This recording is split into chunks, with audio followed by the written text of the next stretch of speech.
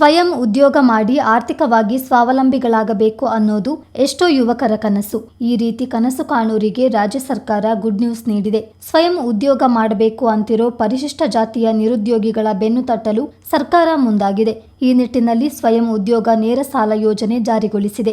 ನಿರುದ್ಯೋಗಿಗಳು ಸ್ವಯಂ ಉದ್ಯೋಗ ಕೈಗೊಳ್ಳಲು ಆರ್ಥಿಕ ಸಹಾಯ ನೀಡುವುದು ಈ ಯೋಜನೆಯ ಉದ್ದೇಶ.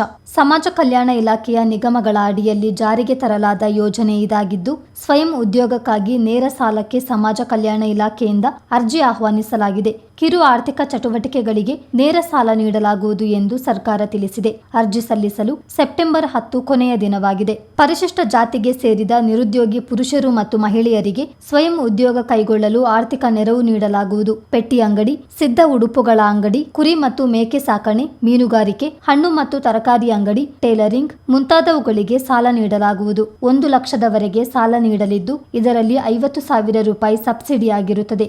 ಬಾಕಿ ಸಾಲದ ಮೊತ್ತವನ್ನು 4% ಬಡ್ಡಿ ದರದಲ್ಲಿ ನಿಗಮಕ್ಕೆ ರೀಪೇಮೆಂಟ್ ಮಾಡಬೇಕು. ಈ ಸಾಲ ಯೋಜನೆಗೆ ಬೇಕಿರುವ ಅರ್ಹತೆಗಳಂದ್ರೆ ಅರ್ಜಿದಾರರು ಪರಿಶಿಷ್ಟ ಜಾತಿಗೆ ಸೇರಿರಬೇಕು. ಕರ್ನಾಟಕ ಸರ್ಕಾರದಿಂದ ನೀಡಲಾದ ಜಾತಿ ಪ್ರಮಾಣ ಪತ್ರ ಸಲ್ಲಿಸಬೇಕು. ಕುಟುಂಬದ ಯಾವುದೇ ಸದಸ್ಯರು ಸರ್ಕಾರಿ ಅಥವಾ ಅರೆ ಸರ್ಕಾರಿ ನೌಕರಿಯಲ್ಲಿರಬಾರದು. ಅರ್ಜಿದಾರರ ಕುಟುಂಬದ ವಾರ್ಷಿಕ ವರಮಾನ ಗ್ರಾಮೀಣ ಪ್ರದೇಶದವರಿಗೆ ರೂಪಾಯಿ 1.5 ಲಕ್ಷ ಹಾಗೂ ನಗರ ಪ್ರದೇಶದವರಿಗೆ ರೂಪಾಯಿ 2 ಲಕ್ಷಗಳ ಮಿತಿಯೊಳಗಿರಬೇಕು. ಇವರ ವಯಸ್ಸು 21 ವರ್ಷದಿಂದ 50 ವರ್ಷದ ಒಳಗೆ ಇರಬೇಕು. ಸಹಾಯಧನ ಮತ್ತು ಸಾಲವನ್ನು ನೇರವಾಗಿ ಫಲಾನುಭವಿಗಳಿಗೆ ಬಿಡುಗಡೆ ಮಾಡಲಾಗುತ್ತದೆ.